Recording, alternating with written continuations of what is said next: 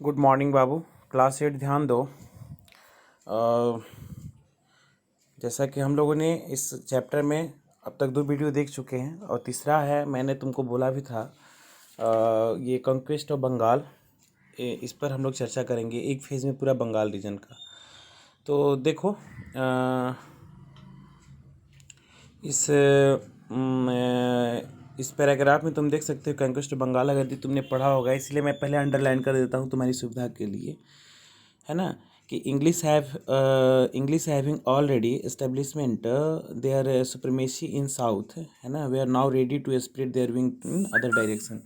जब तुमको पता होगा कि कर्नाटक का वार वगैरह के कारण में जब वो अपने ये फॉरेनर राइवल्स जो इक्विवेलेंट उसके थे उसको हटाने के बाद में वहाँ पर साउथ इंडिया में बहुत बड़े स्तर पर उसने विस्तार कर रखा था। कोचीन हो, है ना, कालीकट हो, ये सूरत हो वेस्ट कोस्टल पर हमारा, और ये ईस्ट कोस्टल पर भी वो सारा था, जिसमें चेन्नई वगैरह हमारा प्रमुख था। पुडुचेरी वगैरह को भी मतलब पार्शियली उसने हथियाने का प्रयास किया था। तो उसका अब नज़र था कि अपने जो मतलब spread their wings in other direction, अपने वो पंख को ना, अपने साम्राज्य को अदर डायरेक्शन में भी ना वो फैलाना चाहता था। नाउ बाई दे रहा है कि British pitted our rule in against the other, ये उसको पराजित करने के लिए किया था। And after the decline of the Mughal Bengal was rule by independent rulers. तुम्हें पता होना चाहिए कि मैंने तुमको क्लास 7 में लास्ट टाइम लेटर मुगल की कहानी बताया था। तो लेटर मुगल में औरंगजेब के बाद से ही तो तुम्हारा वहाँ पर मुगलों का स्थिति डगमगाने लगा था, है ना। और बहुत हद तक अंग्रेज़ों का प्रभाव जो था ना बहुत सीमित रह गया था। अंग्रेज़ों का जो साम्राज्य था इलाहाबाद वगैरह के क्षेत्रों तक और दिल्ली और उसके आसपास के क्षेत्रों तक ही सीमित रह गया था, यानी बंगाल उसके हाथों से निकल चुका था। और इसी में दे रहा है कि after the declination of the मुगलों के पतन के बाद में Bengal was rule by the independent rulers Alivardi Khan. ठीक है, अलीवर्दी खां वहाँ के एक रूलर हुआ करता था। बंगाल उड़ीसा पर साम्राज्य स्थापित किया था उसका। ये इसमें तुम देख सकते हो यहाँ है 1740 से 1756 के बीच में, इसीलिए मैंने इसको अंडरलाइन भी कर दिया है। इसका पीडीएफ भी मैं तुमको भेज दूंगा, वहाँ पर चीज़ों को न हैंडल कर लेना, इंपॉर्टेंट चीज़ों को देख लेना कैसे इसमें पढ़ा जाता है। और ये दे रहा है understood the real intention of the British and kept them under check. उसको ऐसा महसूस हुआ कि एक्चुअली जो ये लोग प्रभावित करना चाहते हैं और अपनी सुप्रीमेसी में हमको ना रखना चाहते हैं। ठीक है, और दे रहा कि they was not allowed to fortify their settlements, और ब्रिटिशों को ना वो स्टेबल होने नहीं दे रहा था। तो दे रहा कि इन 1756 अलीवर्दी खां डायड, है ना, दुर्भाग्यवश 1756 में तुम्हारा अलवर्दी खां जो था हमारा मर गया। और अंग्रेज इसी की तलाश में तो थे, ठीक है ना। यहाँ देखो इसमें दिए हुए भी 1756 में अलवर्दी खां का देहांत हो गया। तो जब तक अलवर्दी खां था तब तक ब्रिटिशों को ना इसमें स्टेबल नहीं होने दिया। तो जैसे ही वो डेथ किया तो अलवर्दी खां की 3 बेटियां थी, इसमें डिटेल्स नहीं दिया है, 3 बेटियां थी, ठीक है ना। उसमें छोटी वाली बेटी का, है ना, बेटा था ये सिराजुद्दौला, जो अगला नवाब बना, है ना। और इसमें दे रहा है कि सिराजुद्दौला का जो उसके थी रिलेटिव थे वो डिसलाइक करते थे, है ना, प्लान टू ओवरथ्रो हिम। उसके कारण है, जैसे मान लो कि 3 बेटी उसके थी ना, और एक बेटी का बेटा नवाब बन गया। तो होता है ना ऐसा कि अगर एक कोई बाप है उसकी 3 बेटियां हैं तो उसकी संपत्ति में तीनों प्रॉपर अपना चाहते हैं लोग, है ना। और तुम्हें पता होना चाहिए कि जब इस्लामिक मूवमेंट चल रहा था हमारे देश के अंदर में, जो मिडेवल इरा में, तो कैसे नवाब हो या तुम्हारे मुग़ल शासक हों एक दूसरे को कैसे मौका पाते ही ना ओवरथ्रो कर देते थे। याद करो ये क्या नाम है तुम्हारा, अलाउद्दीन खिलजी का, उसने अपने चाचा और ससुर भी वो था, मुसलमानों में वो शादी इस तरीके की होती है, तो उसके चाचा भी थे और ससुर भी था। जिसने उसको स्टेबल किया उसने उसी की हत्या कर दी थी। तो ऐसे कितने सारे इतिहास गवाह है जहाँ पर अपने लोगों का न मर्डर करके ये लोग बैठे हैं सत्ता पर। तो नवाब वाला में भी यही हो रहा था, सिराजुद्दौला को न लाइक करने के पीछे यही कारण था, और भी लोग चाहते थे कि हम भी नवाब बन जाएं ऐसा, ठीक है। लेकिन सिराजुद्दौला जो था नवाब जब बना तो उसको बहुत सारे विवादों का सामना करना पड़ा, और खास करके अंग्रेज मर्चेंट के साथ भी उसका संबंध बहुत अच्छा नहीं था। और 1717 में फर्रुखसियर जो था ना, ये मुग़ल जो लेटर मुग़ल का जो शासक था, इसने ब्रिटिश को ना right to have a duty for the external trade, ये बिजनेस स्टेबल करने के लिए दे दिया था। देखो यहाँ पर मैंने अंडरलाइन कर भी दिया है, give the British the right to the external trade, and the British extended the privileges to the internal trade also. The refused to pay transit duties which were supported to be paid both the Indians and the foreign traders.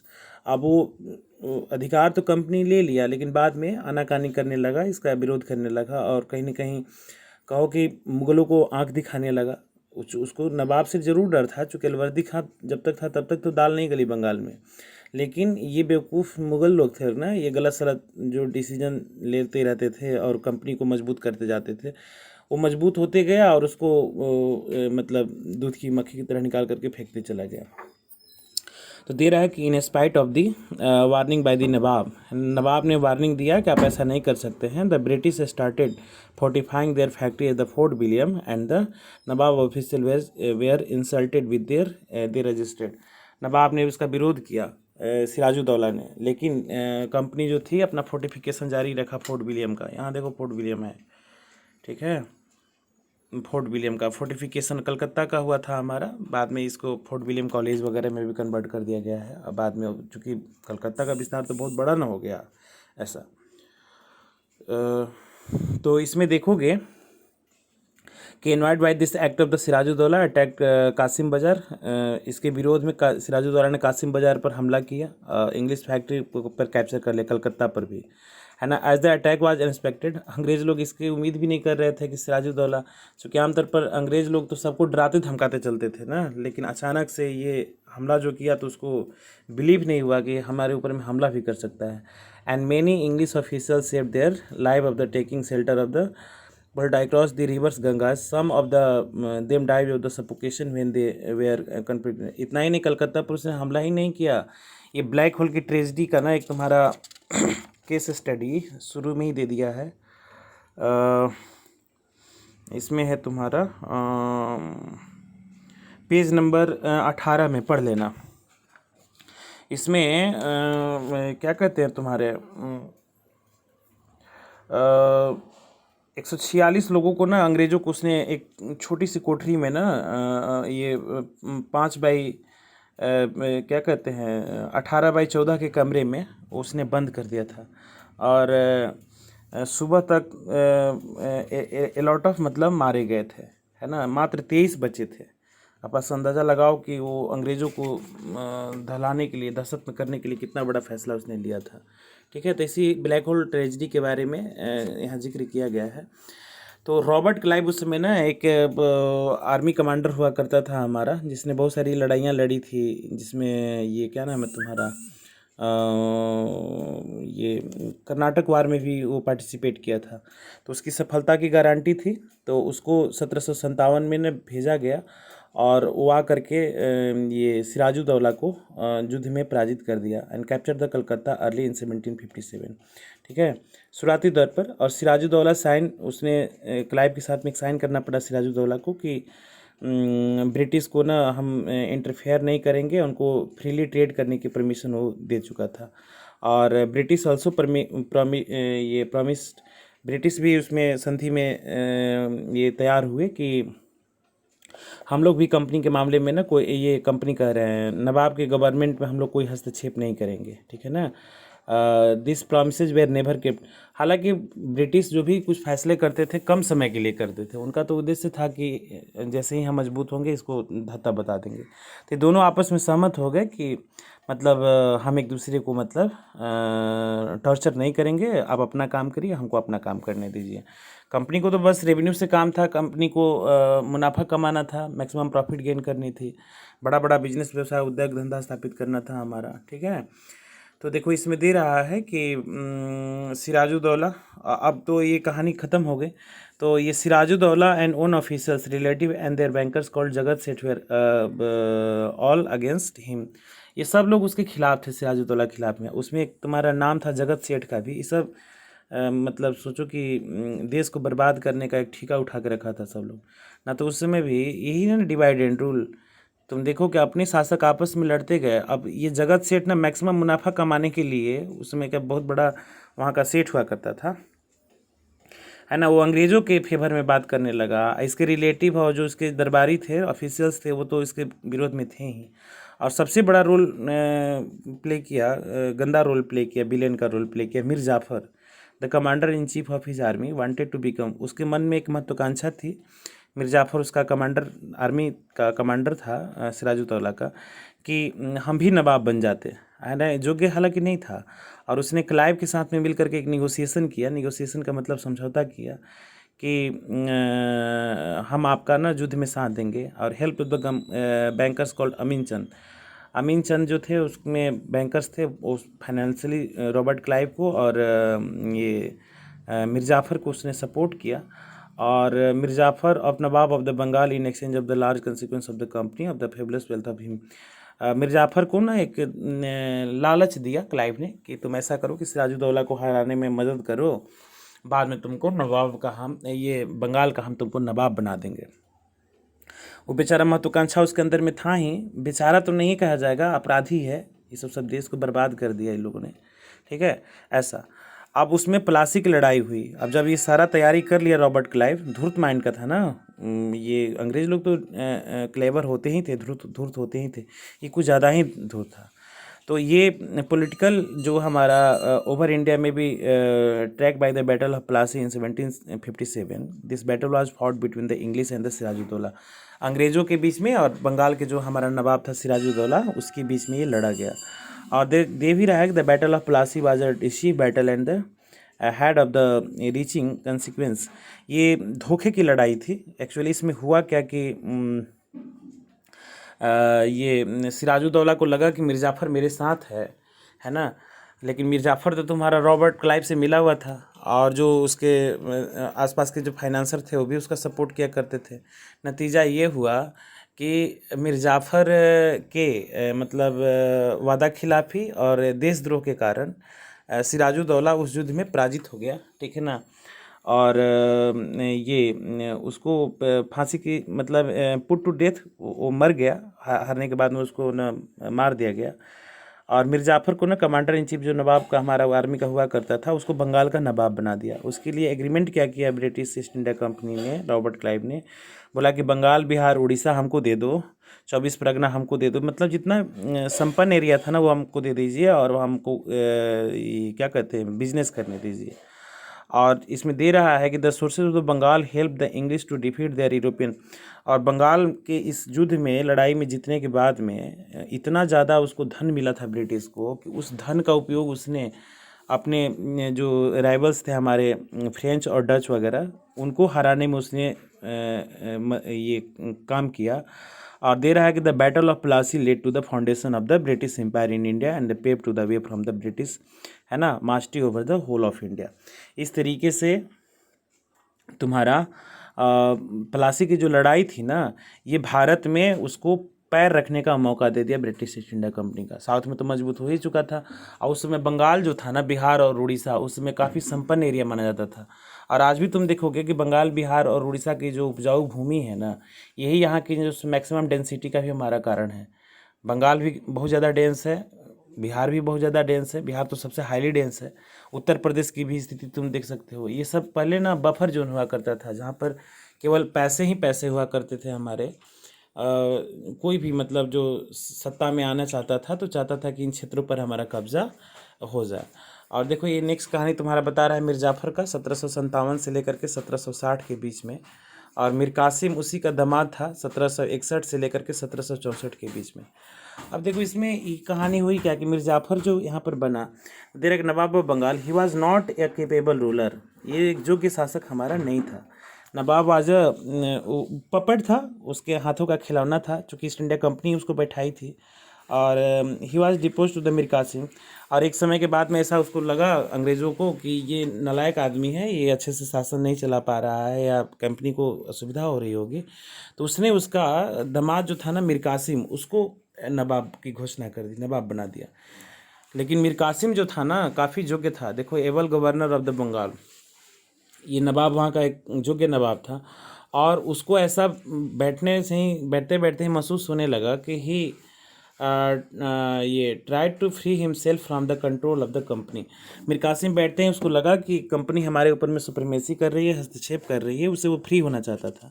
He was the last nawab of Bengal to, है ना, resist of the authority. ये वो अपनी authority को स्थापित करना चाहता था और अंग्रेज़ों से मुक्त होना चाहता था। He reduce expenditure on administration, remove incompetent servants and also those who help approach the company.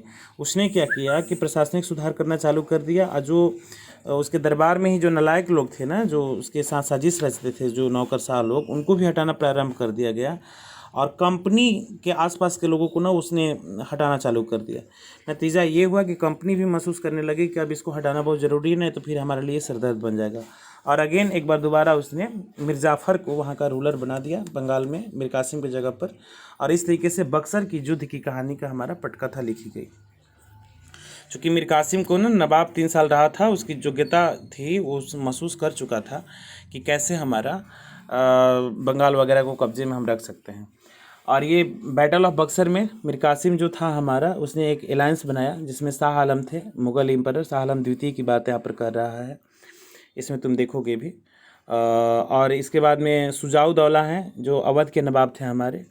और ये मीर कासिम, यानी कि तुम सोचो कि बंगाल का नवाब, ठीक है, और ये शाह आलम यानी कि तुम्हारा मुग़ल एम्परर जो दिल्ली में सरकार स्थापित था उन लोग का, और ये अवध के क्षेत्रों का हमारा नवाब जो था सुजाऊ दौला। ये सब लोगों ने मिल करके ना बक्सर में अंग्रेज़ों के खिलाफ लड़ने का योजना बनाई।